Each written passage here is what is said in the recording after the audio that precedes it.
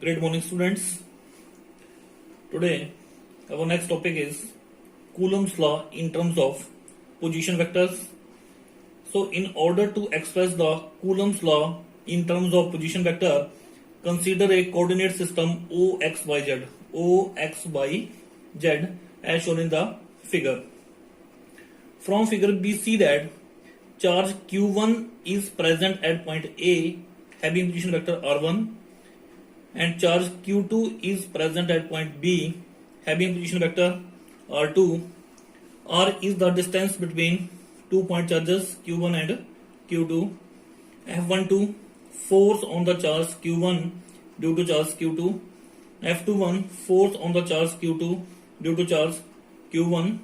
R21 unit vector pointing from charge Q2 to Q1. Then by using triangle of vector addition in triangle OAB, from here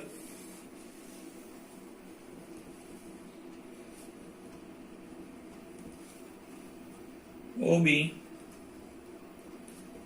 plus BA is equal to OA. OB is equals to vector R2, BA R, R21, OA, R1. So from here R, R21 is equal to R1 minus R2. This is equation number 1. By taking magnitude,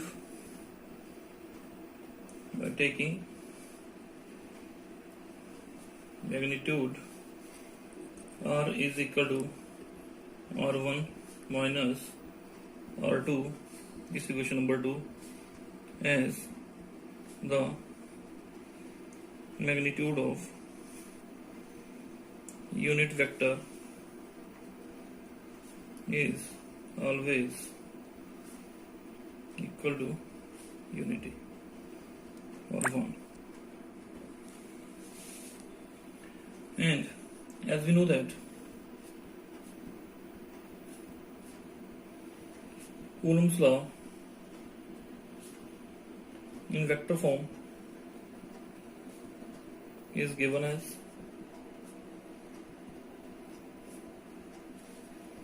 F12 is equal to 1 upon 4 pi epsilon naught Q1 Q2 upon R square R21. Now multiplying and dividing this equation by small r, multiplying and dividing by small r, we get F12 equals 1 upon 4 pi epsilon naught Q1 Q2 RQ R R2 1. So making use of equation 1 and 2 in 3, we get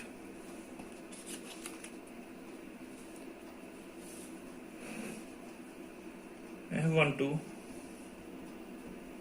equals 1 upon 4 pi epsilon naught Q1 Q2 on R1 minus R2. And what is the value of R? R21 equals R1 minus R2. This is the Coulomb's law in vector form. Similarly, when force acting on particle second due to first force charge Q2 due to first Q1, then F21 1 by 4 by epsilon naught Q1 Q2 R2 minus R1 Q, R2 minus R1.